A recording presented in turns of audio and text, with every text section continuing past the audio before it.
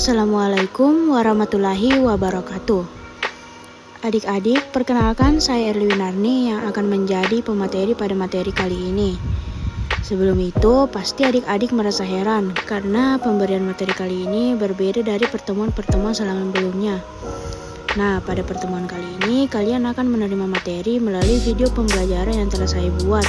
Tujuannya agar adik-adik tidak bosan dengan metode pemberian materi yang itu saja. Jadi, kali ini saya memutuskan untuk membuatnya dalam bentuk video. Nah, langsung saja kita mulai.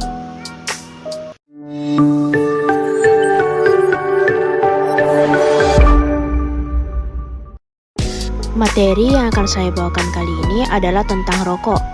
Yang pertama, apa sih itu rokok?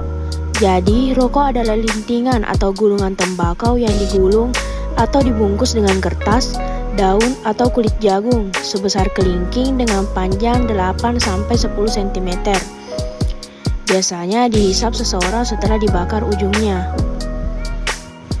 Kemudian pindah pada bagian kedua. Faktor apa saja yang mendorong para remaja mulai dan terus merokok? Yang pertama adalah rasa ingin tahu. Nah, remaja cenderung memiliki rasa keingintahuan yang besar dan rasa keingintahuan ini diwujudkan dengan meniru orang di sekitarnya. Ketika salah satu dari mereka melihat orang tua ataupun temannya merokok, maka terpicu rasa keingintahuan yang ingin tahu bagaimana sih rasa rokok itu. Faktor kedua, meningkatkan kejantanan. Maksud dari faktor ini adalah para remaja berpikir bahwa dengan merokok, mereka akan terlihat maco, gaul, hingga dianggap sudah dewasa. Padahal rokok itu hanya merusak kesehatannya saja. Faktor ketiga adalah hasrat berkelompok atau bisa dibilang ikut-ikutan. Dengan melihat teman sebayanya merokok, maka dia pun ikut merokok. Faktor keempat, adanya stres. Rokok dipercaya bisa meredakan stres, namun nyatanya malah sebaliknya. Merokok justru meningkatkan kecemasan dan ketegangan. Nikotin yang terkandung dalam rokok akan menciptakan rasa relaksasi secara langsung, sehingga perokok berkeyakinan kalau nikotin dapat mengurangi stres dan kecemasan. Perasaan ini hanya bersifat sementara, dan selanjutnya akan timbul gejala penarikan dan keinginan yang meningkat untuk merokok. Merokok mengurangi gejala penarikan, tetapi tidak mengurangi kecemasan ataupun stres. Kemudian faktor yang terakhir, ketidaktahuan. Seringkali ada orang yang hanya ikut-ikutan saja merokok tanpa tahu apa saja dampak buruk yang bisa diakibatkan oleh rokok untuk tubuhnya. Lalu bagian ketiga, dampak buruk rokok. Nah, berikut beberapa dampak buruk dari merokok. Pertama, rokok bisa mengurangi konsentrasi. Kedua, rokok menurunkan kebugaran tubuh. Ketiga, rokok bukan hanya meracuni perokok sendiri, tetapi juga orang di sekitarnya. Keempat, rokok menimbulkan ketergantungan dan perasaan kehilangan.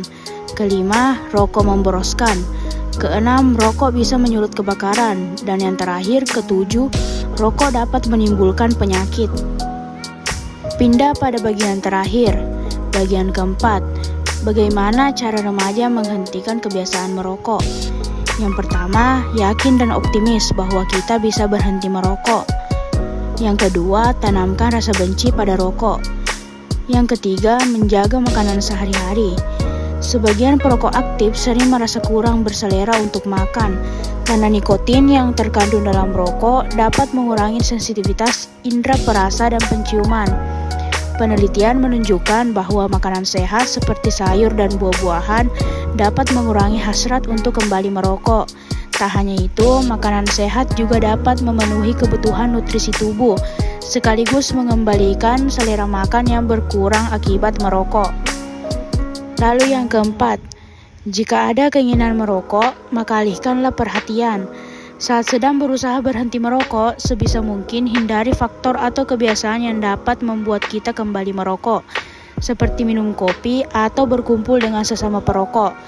Jika terbiasa merokok setelah makan, maka bisa mencari cara lain sebagai pengganti, misalnya dengan mengunyah permen karet atau dengan menggosok gigi. Yang terakhir, dengan niat serius. Dengan niat inilah kita bisa meyakinkan diri kita bahwa kita mampu berhenti merokok, Meskipun hal tersebut dirasa sulit, niat serius akan membuat kita tidak mudah tergoda untuk merokok kembali meskipun seberat apapun godaannya. Nah, materinya telah selesai di sini. Kalian telah mempelajari apa itu rokok, apa saja faktor pendukungnya, dampaknya hingga cara berhenti dari kebiasaan itu. Maka adik-adik sebagai PMR Wira tugasnya saling mengingatkan antar teman sebaya. Apabila kamu melihat temanmu merokok, maka tegurlah dan beritahu bahwa rokok tidak baik untuk kesehatannya dan tidak ada dampak positif yang bisa diperoleh dari merokok. Baik, sekian dulu pemaparan materi dari saya Erli Winarni, izin undur diri. Bila ada salah kata mohon dimaafkan. Wassalamualaikum warahmatullahi wabarakatuh and see you next video.